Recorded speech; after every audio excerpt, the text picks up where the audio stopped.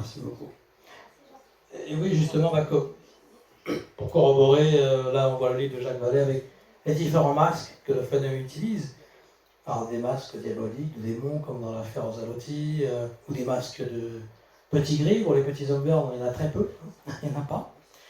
Et aussi le fait que, par exemple, les pilotes disent à une époque où il était encore possible de croire qu'ils pouvaient être de Mars, ils disent qu'ils sont de Mars. Après, on voit qu'on peut y aller, donc ils disent on est de Vénus. Et après, ils montrent qu'on vient de Zeta Reticuli.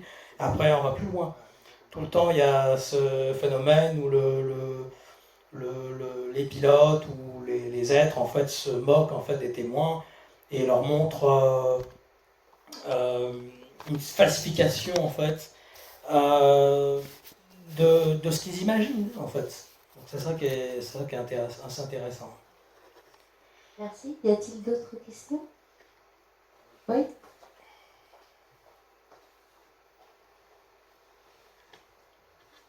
Bonjour. Bonjour. Excusez-moi, je vais poser une question qui n'a absolument peut-être rien à voir. Mais pensez-vous que les autres là nous ont pas clonés et que en fait nous sommes qu'une expérience et que par rapport à cette expérience, nous on doit découvrir qui nous sommes vraiment par rapport à nos âmes. Tout est possible, hein, c'est un champ des possibles. On a pu très bien être leur création, comme toute la mythologie des Anunnaki. Ils peuvent être nous-mêmes dans le futur. Il y a même l'idée que aussi notre cerveau ne sait pas à quel point il a de possibilités de créer des choses. C'est-à-dire qu'on pourrait carrément créer ce phénomène, créer des traces au sol, créer un univers propre à notre imaginaire. Est-ce que c'est, on va dire, le phénomène qui copie notre imaginaire, ou est-ce que c'est notre imaginaire qui crée un phénomène? Alors le clonage, pourquoi pas? Tout peut être possible. Je me base un peu sur ce que l'homme a fait. Il a testé à cloner. Et vu qu'il prend beaucoup d'exemples sur tout ce qui existe déjà, alors pourquoi pas? Ça peut être une hypothèse, effectivement. Merci. D'autres questions? Là. Bonjour, j'ai une petite question en rapport avec une remarque que vous avez faite tout à l'heure par rapport au lien entre la population du Rif marocain et les Atlantes. Cette population elle a comme particularité d'avoir le rhésus négatif, Oui. comme le basque, comme la population basque, européen, tout à fait indo-européen. Et voilà, existe-t-il un lien avec les Atlantes? Parce que quand on fait des recherches sur le rhésus négatif, on a vraiment très peu d'informations fiables. Voilà. C'est possible, hein, on sait que le rhésus négatif, certaines personnes vivent beaucoup plus longtemps, on sait qu'il s'agit aussi de Basques, d'Indo-Européens. C'est vrai que c'est lié aux gens du Maroc, le 924, hein, l'histoire du Rif. C'est très intéressant. Est-ce que ce sont des Atlantes? Est-ce que ce sont ces mêmes Nordiques dont on parle, ou les grands blonds d'Adamski?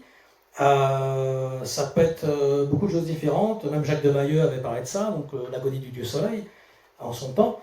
Donc, oui, est-ce qu'il s'agit de ces mêmes Nordiques ou hyperboréens? C'est peut-être possible. Jean-Mabien avait parlé de ça, le soleil retrouvé des hyperboréens. On revient avec une idée de la tuile, de la terre creuse et de toutes ces choses-là. Ça peut être possible. Effectivement, ce mélange ou ce mariage, on va dire, entre des Atlantes et des humains, on en revient au Néphilim, en fait, on en revient à la doctrine secrète de Blavatsky, où elle parlait des 7 races racines. Donc il peut y avoir plein de choses liées à cela. Merci. Je peux juste rajouter là-dessus. Oui, en fait, je ne devrais pas avoir besoin de micro. Pour les gens du fond et C'est juste que moi, j'ai fait mes recherches là-dedans parce qu'ils ont fermé le Genome Project, Human Genome Project. Je ne sais pas comment on dit en français. C'est le projet génome humain qui est des Français. En fait, maintenant, on n'arrive plus à trouver tout.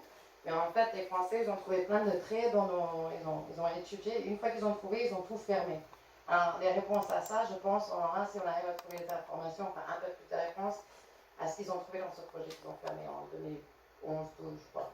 Et c'est les Français qui ont fait les recherches, c'est les Français qui ont vraiment remis en question notre ADN et ce qu'on nous a expliqué sur notre ADN. Et à la fin, moi, ce que j'ai vu, c'est qu'ils ont dit que c'est pas possible que tout cet ADN, en nous, les poubelles déjà, il n'y en a pas de poubelles du tout, et qu'en fait, l'ADN est tellement forain qu'elle ne vient pas de cette terre. Donc, on a l'ADN de cette terre, on a plein de choses de cette terre dans les recherches que j'ai vues. Ceci dit, il y a des choses qu'on ne peut pas expliquer. Et à ce moment-là, ils ont fermé le programme. C'était ma connaissance. Donc, je voulais juste parler de ça parce que ça tombe maintenant. Merci. Merci pour le partage. Merci. Il y a juste un cas dont je n'avais pas parlé, qui est un cas où ça pose une question, je veux dire, au niveau de la métaphysique. C'est des scénarios montés. Par exemple, il y a un cas, c'est printemps 1954 à Gorbio, dans les Alpes-Maritimes, en fait. Un témoin entend, donc il va vers une ferme, et puis il entend des personnes en fait qui ont l'air de parler dans la ferme, et en fait il travaille sur de l'alcool frelaté. Et il se trouve que bon, il rentre il est tout seul, hein, il rentre dans la ferme, et puis il voit un être un peu plus grand et un autre plus petit. Et le plus petit en fait a un voile sur le visage, et le témoin est complètement tout d'un coup paralysé.